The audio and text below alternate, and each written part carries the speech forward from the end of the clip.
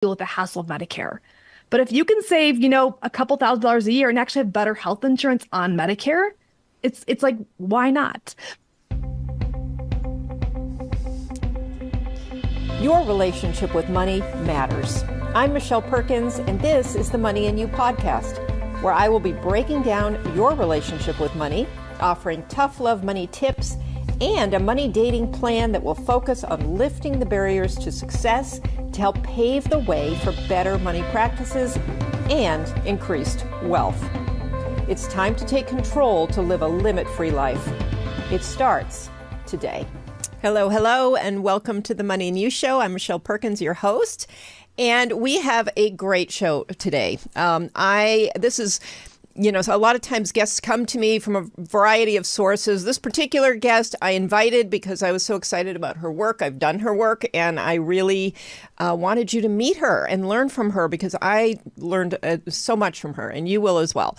So I am going to introduce Emily Gang to you and let you know a little about her, and then we're going to dive into a super interesting conversation. I'm not even tell you what it is yet, so you need to stick around to find out. In 2016, Emily left her 7-year position managing risk for Goldman Sachs to study the ins and outs of Medicare. Since then, she's combined her experience and passion for helping people with the way people should make their Medicare decision. Emily has guided over 100,000 people across the country through navigating Medicare. And, I just realized I need my glasses.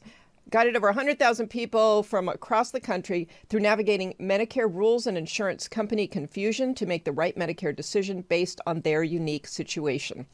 Her expertise in Medicare has gained her national recognition as the Medicare specialist. Emily has been featured in Forbes, Business Insider, Yahoo Finance, Retirement Resource Center, and has presented through Thrivent Financial members.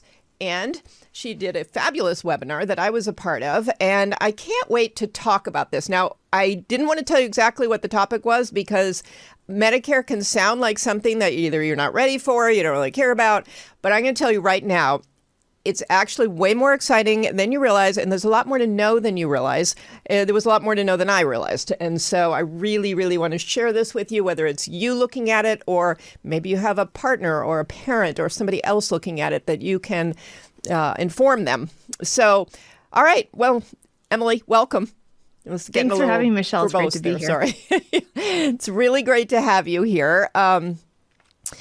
I'm going to ask you to tell us a little about how you got into this because you look too young to really care that much about Medicare. But why don't you tell us a little about how you entered this field? Absolutely. It's definitely not what I thought I'd get into either. But I started my career doing investment banking at Goldman Sachs and really helping the bank and its clients manage their financial risks. And I thought I knew everything about retirement planning and finances and all those things. But it wasn't until my dad was approaching 65 and I was home with him, having a glass of wine, like we usually do it when I get home with him. And he goes, Emily, I'm 65 in a few months, and there's this thing called Medicare. And, can you just take a look at it, right? Do you have an idea of kind of what I should do, how this whole thing works? And I thought it would be simple, right? I really thought that Medicare would be like signing up for a driver's license.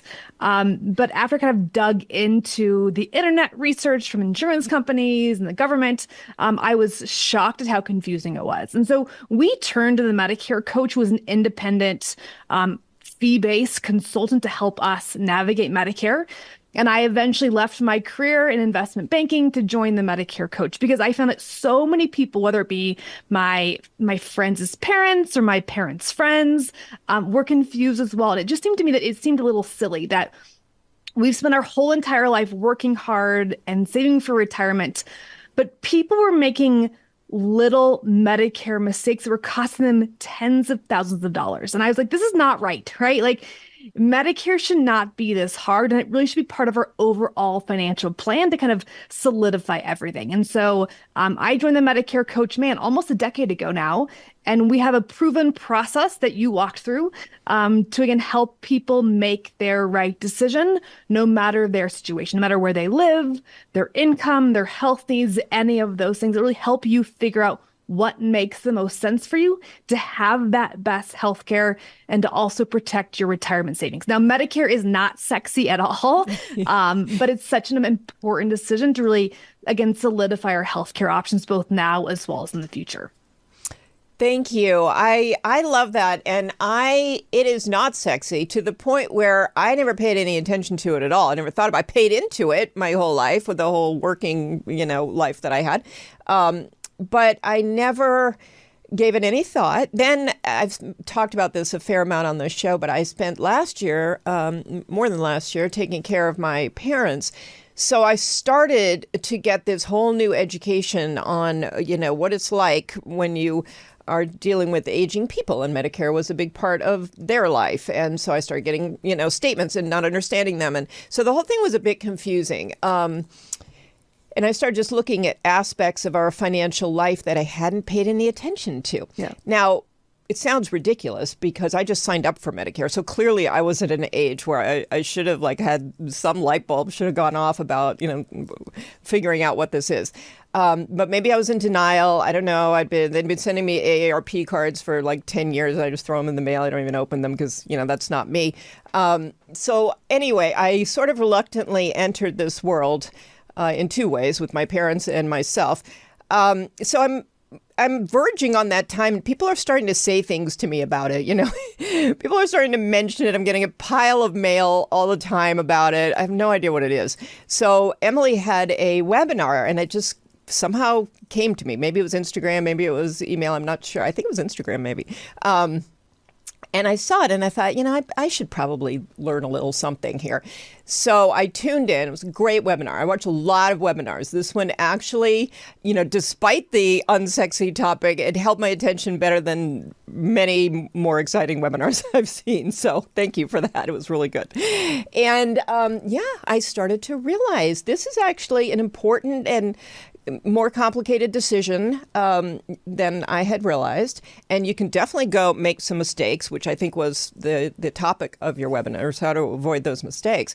And and I signed up for my Medicare coach and I went through the process with them, which I had not planned to do. But I'll tell you what, I just told you a few minutes ago, what a relief to not have to do all that research myself, to have somebody hold my hand and make these decisions with me and actually research on their own what would be best for me. And it was a very busy month. I had a lot going on.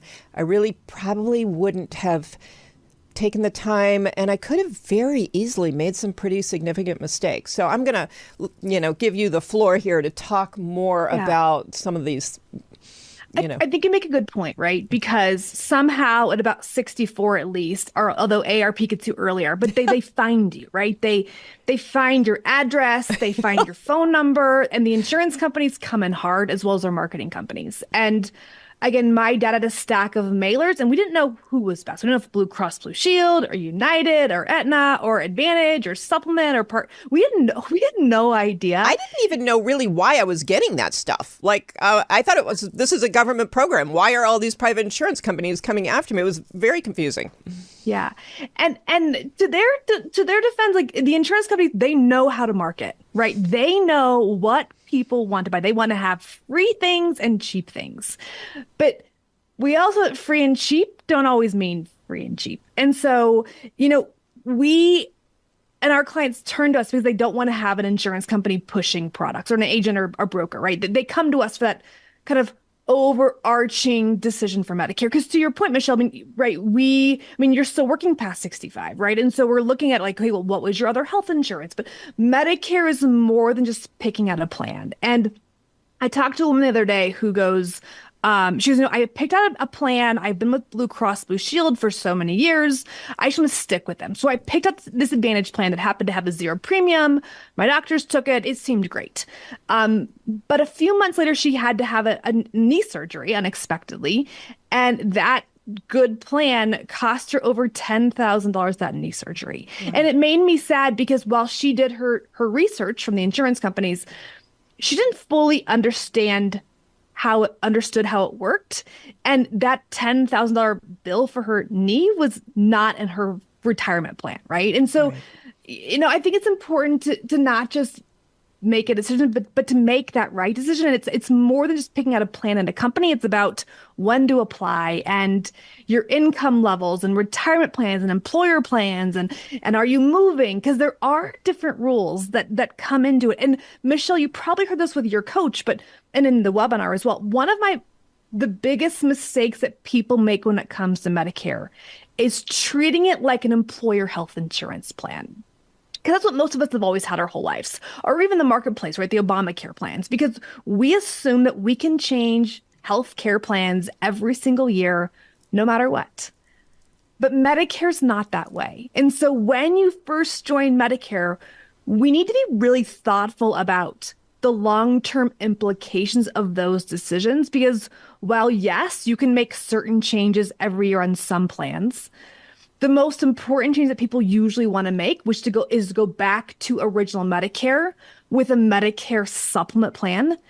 In most cases, you are not guaranteed to do that. And so I love that you came to us early, Michelle, because we can kind of have those what if questions in the beginning to avoid those bigger, costly mistakes later on that I see happen so frequently. It's not anyone's fault, but the insurance companies don't show you how the whole thing works, because again, their goal is kind of get you in a plan and get that commission. So yeah, exactly. And thank you for that. And I want to back up a little, because some of the real fundamental basics of this, I'm not sure everybody knows, because I realized how little I knew. I mean, the fact that this is part of your Social Security benefits, I mean, all of that and how things fit together was really fascinating to me. Like, money is so interesting to me because nobody tells us the most basic things. We're at work for all these years putting money into things that we don't understand at all. And why we don't hear about this earlier, I have no idea, but it really needs to change, because it's very unfair to people in the end who still don't understand it. But I'd love for you to give just a couple of the just fundamental, concepts around what Medicare is, where it comes from, what it's for. Yeah. And I'm going to let you talk in 1 second. What I didn't recognize was what a gift it is. Like, people are like, oh, congratulations, on being eligible for Medicare. And I thought, well, why do I care about this? I have great insurance already. But I was paying a fortune for my private insurance. As an entrepreneur, I pay a boatload of money for private insurance. So actually, I underestimated kind of what it was and the value to me, too. So it's also something to get excited about. Anyway, go ahead. Yeah. So it started off in the 60s, right? When most people 65 and over could not get health insurance. And so the government came in and said, we're going to create this system called Medicare.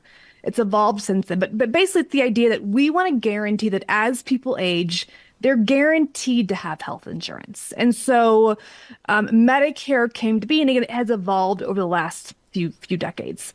Now, I think there's a couple of things. So we start with like the basics, Michelle, is Medicare versus Medicaid. Okay. Mm-hmm. Medicaid tends to be for low income individuals, while Medicare tends to be for people 65 and over. Now, I just said that Medicare was created to help people be guaranteed health insurance as they get older. But it's funny, right? Because, Michelle, people think that Medicare is for old people. But as we know, 65-year-olds have a very active and healthy life, and they're living longer and longer. And so people could be on Medicare for 40 years. And so Medicare has evolved over the years, and therefore it's impacted our decision as well. So I think there's a couple basics. That's why Medicare exists. That's Medicare versus Medicaid. But you made another comment about Social Security as well. Most people assume that you have to have both at the same time. But technically, Social Security and Medicare usually begin at different times. Everyone is eligible for Medicare at 65. But Social Security is going to be in most cases, 66 in a few months. And so Medicare is a healthcare decision, while Social Security is really a retirement or an income planning decision. And you will get them at different times. Now, the first step that everyone, I think, should be asking yourself at around 64 is, when should I join Medicare? And I kick my webinar off with this, right? Michelle, I'm like, I know this sounds simple and stupid, but too many people get this decision wrong, which impacts a lot of things. And so Medicare rules say by the time you're 65, you either need to be on Medicare or on an employer health insurance plan, which meets Medicare rules. Now, Michelle, in your case, I believe you had a private plan. And so you're doing an employer plan that met Medicare rules. And so in that case, you should join Medicare at 65 to avoid penalties. But the other turn of it, and you alluded to this, is that sometimes Medicare is cheaper. So even if you do have an employer health insurance plan that happens to meet the Medicare rules, you might decide to join Medicare anyway. I usually say that if you're paying more than $250 per month per person on your employer plan, and your deductible is $2,000 or higher, you're usually better off going on to Medicare. Now, it can be a different tipping point if you have a higher income, but that's usually where the tipping point is for most people. And so most people will say that's cheap, right? My health insurance is way more than $250 a month. I should probably look at Medicare. Or people assume maybe, Michelle, like maybe you did as well, which is so normal, is, well, I have health insurance, it works. Why deal with the hassle of Medicare?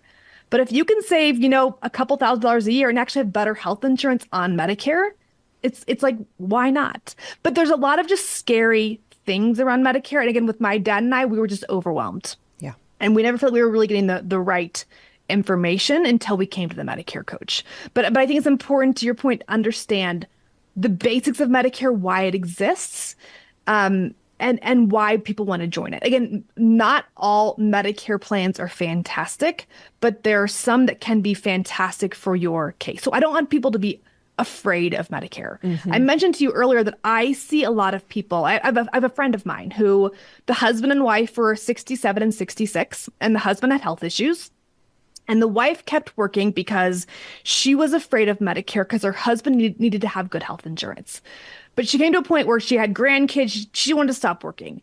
So she came to me and she goes, Emily, what do we do? And I'm like, Joe, actually, you're going to save a lot more money on Medicare. And two, Ben will get just as good health insurance, if not better. And so I think it was a relief to them to have an idea, at least, of Medicare is not a bad thing. Medicare will still be taken by their doctors. And Medicare will not break the bank for them. And I think it's understanding those basics to your healthcare, to your Medicare options, that help people get confident with their overall next phase of healthcare. Because it can be good. The horror stories come because people either join at the wrong time or pick the wrong plan because they're being misled by the industry, and that's where things can get really messy. But again, Medicare can be great. I mean, you just joined Medicare, right, Michelle? And so. Right. Have you felt anything yet? I don't think you've used it much either yet, have you? I have a little bit of a funny story, which I'm not even sure I should tell, but I have a doctor I've had for 30 years who I love. I drive an hour to see her, but she's great. She doesn't even take insurance. So I'm paying a fortune every month for my private insurance.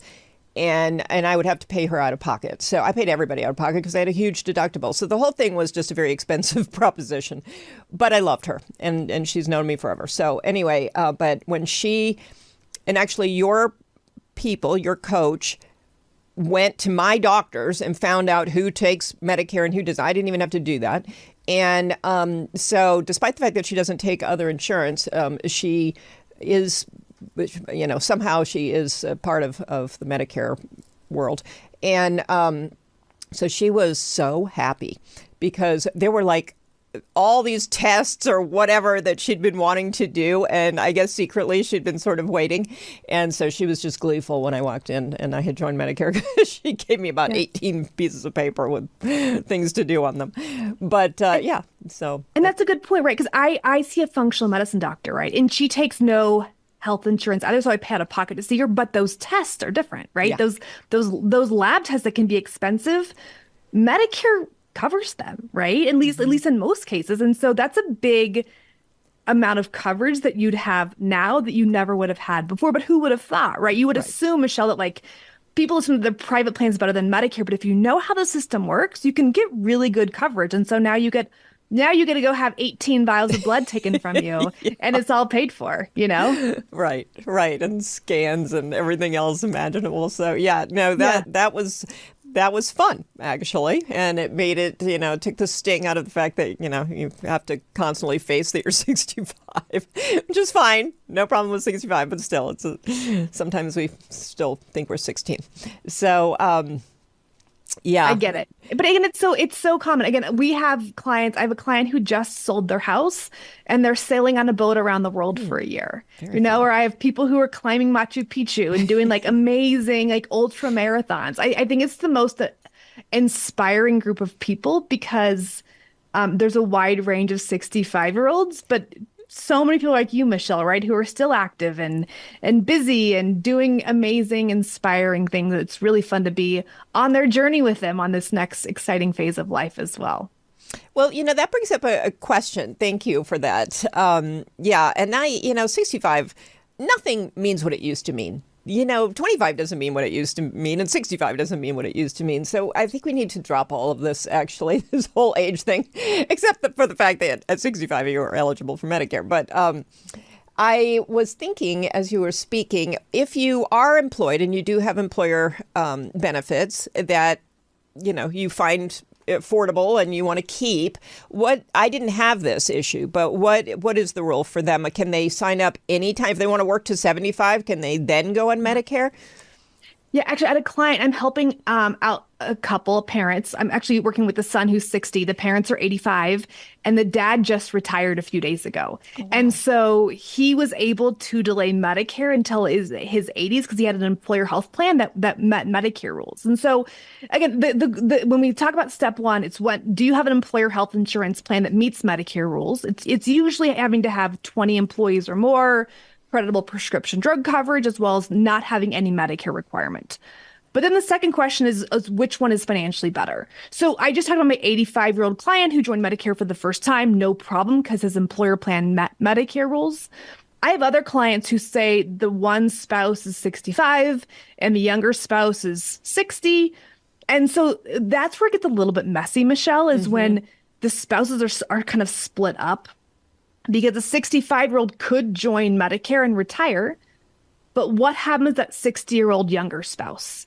Because they can't join Medicare quite yet. Right. And so there are other things, again, like the private plans that we can look at, Medi-Share plans, things of that nature.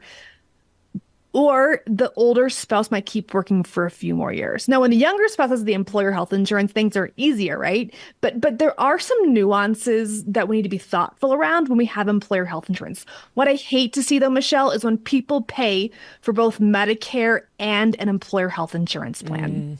Did you get any of those scary letters from the government that said, like, you must join Medicare or you may be penalized or all?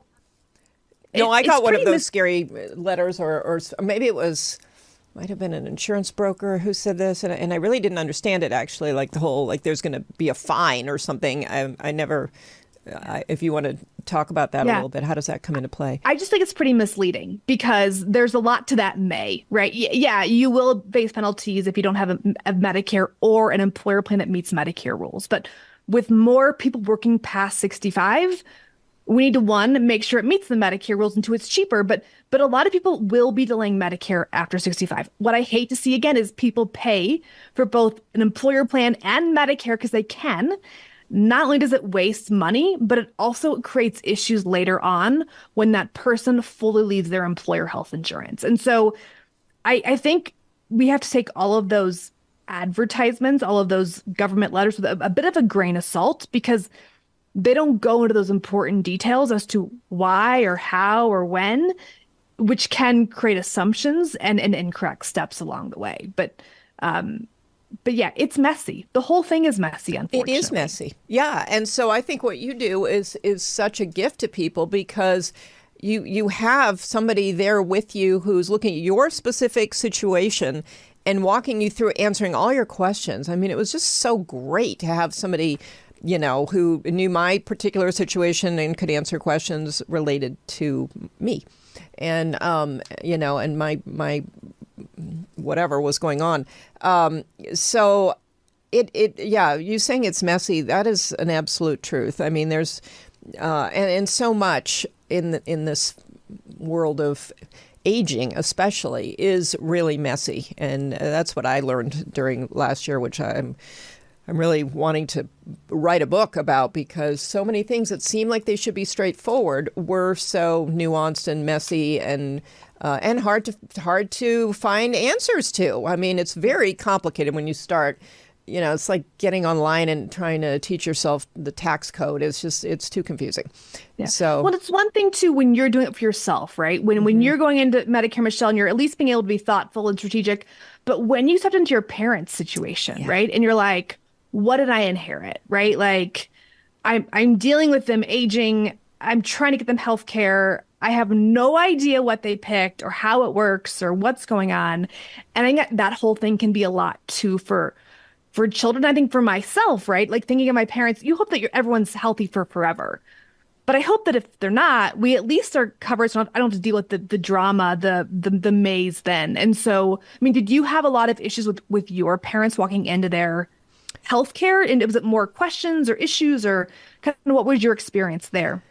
well, it was confusing to me because I didn't know anything about Medicare, and they were both on Medicare, and they'd made their own choices. Fortunately, my parents were they're pretty savvy with this stuff, especially they were savvy with investments, savvy with how they chose things. My dad was he was a scientist, so he would dive into all of these things, and so they chose, I think, well. But still, I would get statements I couldn't read. There would be some charges that we were supposed to pay. I didn't know why, but I never had time because I was taking care of them. And it was a pretty dramatic situation for a year. That was like, I just tabled it. I'm like, someday I'll figure out how all of this works. And right now I'll just pay what I need to pay. And I didn't have time for it. So, getting this education earlier too would have been nice. I would have understood all this mail I was getting. I mean, I've got 5 inches of it like stacked on a table that I never did actually go through. And they went through a lot of health things. They were in and out of the hospital. They were, all kinds of things were going on. And so I did notice how astronomical the bills were and how Medicare did seem to take care of the bulk of it. Yeah. So. And that's good because sometimes doctors forget that there's a lag and they'll send people bills. Yeah. And people will pay the bills, and it's like, hold up, right? It's just a whole new ball game in a lot of ways, which I think surprises people as well. Yeah. There's an awful lot to know. I actually had a guest, quite a while ago, who was talking about that. He was a retired insurance guy, and he was talking about, when you first get bills, make sure you don't pay them, especially hospital bills, because they, things haven't processed yet. And it's hard sometimes to know, like you read them and it looks like maybe things have. And so anyway, it was very complicated. And then, without wanting to get too deep into this, there are things like hospice care, which is covered by Medicare and changes the game for certain things. And so, yeah, it's not the most pleasant conversation. But again, being informed takes so much of the stress off. When you don't understand it and you're in the midst of it and you really don't have time then to do the research, you really wish you'd kind of learned about it beforehand. So, well, I always like, we hope we never need it, right? We hope we never need other types of insurance, but people work with you, right, too, Michelle, to have that to reach that money goal, to have that freedom, to have that ability to kind of live your dreams. And I feel like by getting at least Medicare kind of solidified, it helps keep all the work that you've done even more secure, right? It makes sure that you kind of put up those fences to find I have to go have a knee replacement, but that's not going to ruin my plan that I have for my money overall, or ruin my goals that I have for XYZ, right? I'm not going to have to forfeit taking my grandkids on a trip to Disney World because I have to go pay for my knee replacement, right? By at least having that Medicare set up correctly, you're able to at least allow your money to do more fun things for you, to again live that life that people want to have, right? It's just money's just a tool. And I think people would rather spend their money on a trip to Disney World with their grandkids than on a knee replacement, right? Like, yeah, for sure. I don't know. Yeah, and actually, gosh, you forget things. You're reminding me. When I was trying to help my parents, my dad had a University of Texas retiree healthcare program. And it was a Medicare PPO. And there was like a little shift that happened. And instead of going directly to Medicare like you used to, you would have to go through Blue Cross Blue Shield, who was nothing more than just like the processor in between, so that you could get your Medicare. But I can't believe I forgot this. This was so frustrating because none of the doctors or hospitals or labs or anybody understood that. They all thought that, they had this Blue Cross and Medicare was like a secondary. It was so confusing to them and I didn't understand it. So I'm on the phone with them. I spent countless hours telling them that, yes, my parents were, in fact, eligible for Medicare. It was just a weird setup, and then I'd have to have them call Blue Cross. But I forgot all about that. It was one of the most frustrating parts of this whole thing because they kept getting turned down for, home health care because, we don't take whatever, and you're not part of Medicare. It was a big to-do. I've totally forgot about it till you just brought that up. And that's when it's nice. Look, and I love some retiree plans. It sounds like they probably had a retiree plan that worked alongside Medicare. Mm-hmm. And retiree plans can be great, but again, it can get really confusing too. And the billing people don't always know. I mean, billing is one of the hardest jobs, right? It's a disaster.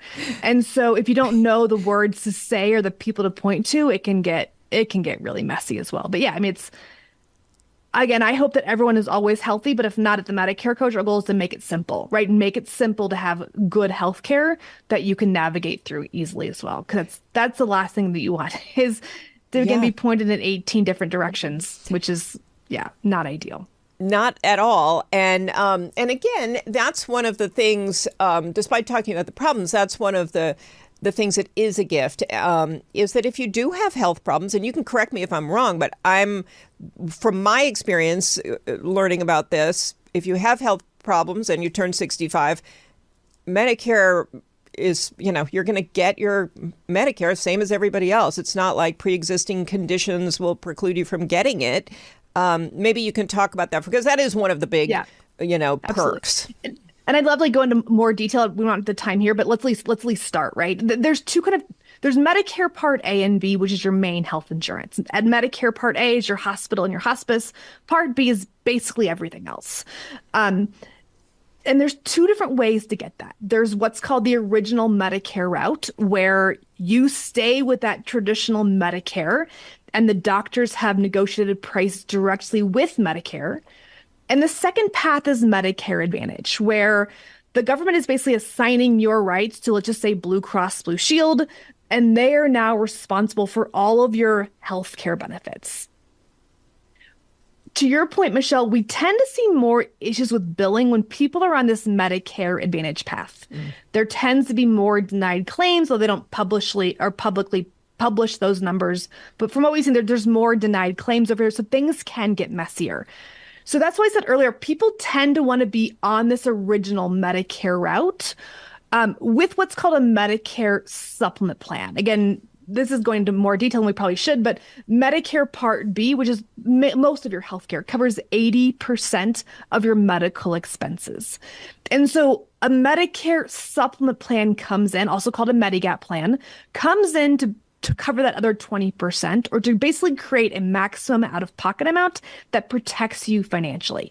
But the thing here is that in most states, you were only guaranteed to join one of these Medicare supplement plans within 6 months of starting your Medicare Part B coverage. So anyone can join this supplement plan in that first 6 months. But in most states, if you try to join a supplement plan after that 6-month window, you do have to go through that kind of the medical underwriting where they look at your pre-existing conditions. So it goes back to why it's so important to get this right. People want Medicare Advantage when they're healthy because it's cheap, they have free stuff. But when people have health issues, they tend to want to be on original Medicare with a Medicare supplement because overall it tends to be cheaper, and they tend to approve those medical expenses much more frequently and easily. And to your point, Michelle, they're like, well, we don't take Medicare, right? Most people just want to take Medicare because the government pays them. There's less hoops to jump through. It's just a lot simpler for both the provider as well as you. But back to your point, there are these pre-existing conditions around these supplement plans that can make it really hard to get later on. So unfortunately, we have to think about this at 65, even if we might not use it till we're 90 years old. Right. Yeah, that was one of the really big takeaways from your webinar. And that's, you highlighting the different mistakes people could make. I would have never in a million years understood that or known it. Even if I'd done my own research, it would have been still messy and confusing. So, I just really appreciated that. And, Medicare has all these parts, and I didn't understand all the parts either. We don't even have to get into that, but you get into it really well on your webinar. And each part has some decision making associated with it and some cost associated with it, or not. But it's all really something that I do believe everybody should get educated on and be able to just feel confident. I mean, money and everything financial is so much better when you feel confident about what you're doing and the decisions you're making. And that's a huge aspect. I always ask all my guests about their relationship with money, but you can't feel good in a relationship that you don't feel confident in. And money's the same. So I really just, I commend you for doing this because I think we're toward the end now, and we started out saying it's such an unsexy topic, but the reality is this is like a real win financially, actually. So it should be a lot. Maybe the name just, it has this label that is unsexy, but the reality is starting at age 65, you get to save a whole bunch of money and invest it or do whatever you want with it. And if you do it right at 65, you're set. Yeah. Like if you just pull off the Band-Aid and be like, okay, I'm going to just do this right now, you're set. It's when people kick the can because they don't need it and they try to get it at 69 or 75 when things start to crumble. It's just rip the Band-Aid off. Let's just do this thing. Let's get it done right the first time and let's move on with our lives, Yeah. Yeah, and that was a help from my friends because I really, like I said, had never thought about it. And I just started getting these weird emails, either from friends who were turning 65 and they were like, oh, well, woohoo, at least I get Medicare. And I'm like, is that really exciting? But I would, they would tell me that it really is. And so, that helped too, to have people kind of encouraging you to go explore it and get excited about it. So anyway, I think this is great. I really want to encourage people to watch your webinar. So if I don't even know if that's something you do regularly, but it was so helpful to me.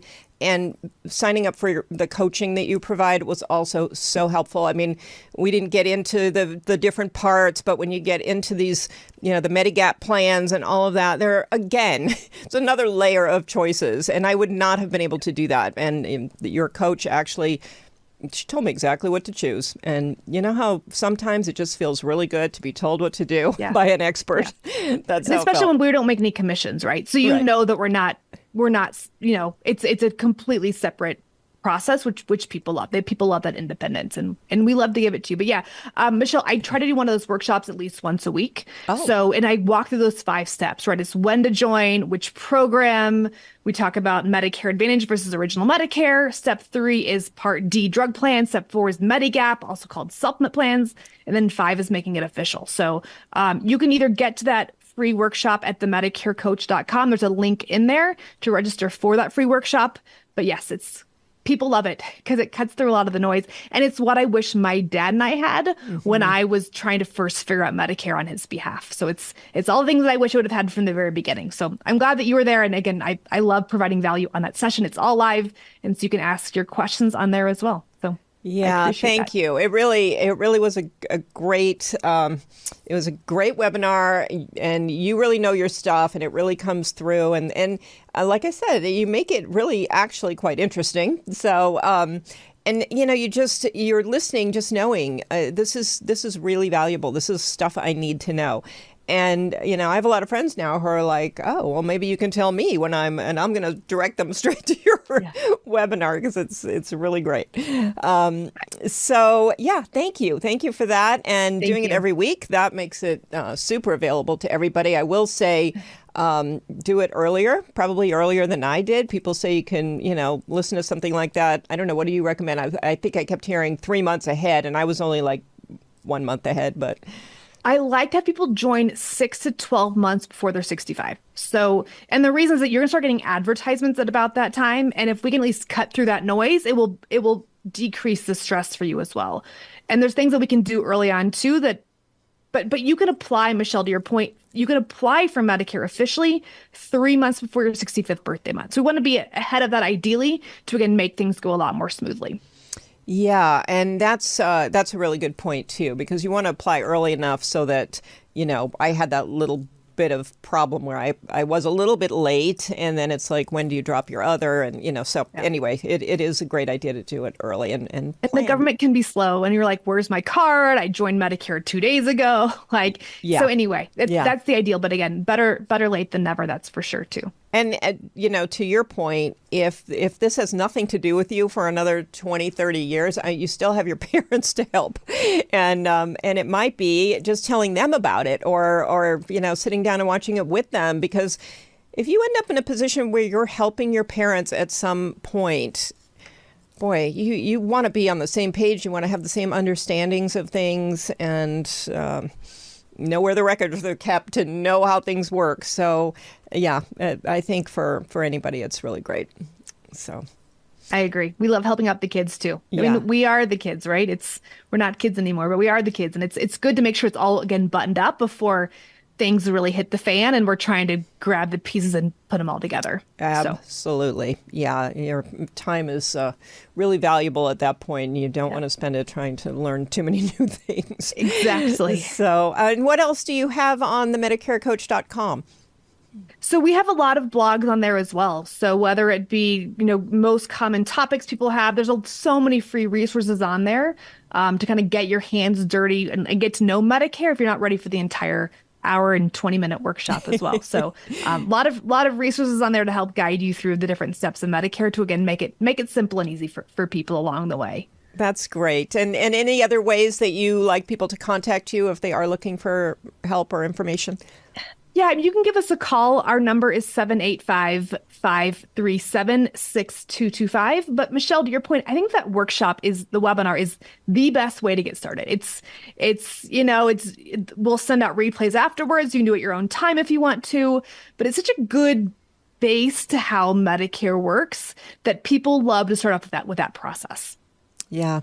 Okay. Well, thank you, Emily, so much. And I do have to say, after signing up for, the coaching, I do get some really great emails, with more information. And so I feel very well taken care of on that front. So that's our goal, because you can make Medicare, but then there's more to using it as well. And so we're here to help you figure out how to use it, get the most out of it also, because we've given you this powerful tool. We got to use it correctly though as well. So I'm glad you found those helpful. Yeah, thank you. I know it's great. So really appreciate you, really appreciate the work you do, and appreciate you coming on today. I know you're super busy, so thank you so much for spending this. I appreciate it as well. So thank you, Michelle. Yeah, okay. All right, well, take care, and thank you again. And audience, I hope you enjoyed this. I hope it gave you a few aha moments here about what you could do to either help yourself or help others in your world. And yeah, I would absolutely recommend that you go to the MedicareCoach.com and see what's there for you, even if it's for the future. It's great to just know great people who are out there to help you, because the resources are a fabulous way to learn more and to develop your relationship with money, which you want to always be working on, because it's just one of those relationships that's going to be with you forever. And it changes in your older years, just like real relationships. So really important to stay on top of that. And I want to thank ubngo.com for broadcasting the show from Burbank, California. And you can find the shows on all the podcast platforms, on Roku, on the Limit Free Life YouTube channel. And we really hope if you liked it, you share it with your friends and you give us a lovely review if you're so inclined. We would love that. Helps me to keep bringing great guests like Emily onto the show. So thank you so much for being here. We'll see you next week.